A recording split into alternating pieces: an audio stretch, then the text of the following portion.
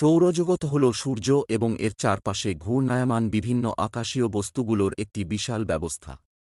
এর কেন্দ্রে রয়েছে সূর্য, যা মহাকর্ষীয় আকর্ষণের মাধ্যমে সমস্ত গ্রহ, উপগ্রহ, গ্রহাণু, ধূমকেতু ও অন্যান্য মহাজাগতিক বস্তুকে ধরে রেখেছে।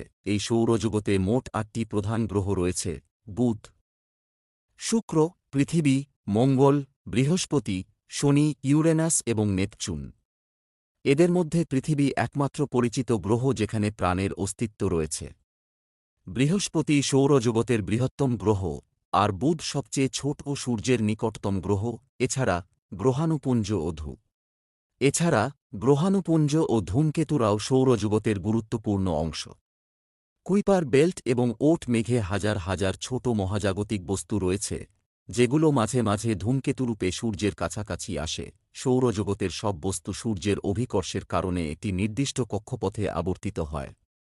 বিজ্ঞানীরা মনে করেন, প্রায় ৪-৬ বিলিয়ন বছর আগে মহাজাগতিক ধূলিকণা ও গ্যাসের এক বিশাল মেঘ থেকে সৌরজগতের জন্ম হয়েছে। সৌরজগৎ সম্পর্কে গবেষণা আমাদের মহাবিশ্বকে আরও ভালোভাবে বোঝার সুযোগ করে দেয়।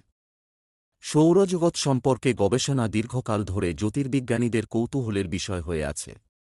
এটি সূর্য, ৮টি গ্রহ, তাদের উপগ্রহ, গ্রহাণু, উল্কাপিণ্ড, ধূমকেতু এবং আন্তঃগ্রহীয় ধূলিকণা ও গ্যাস নিয়ে গঠিত।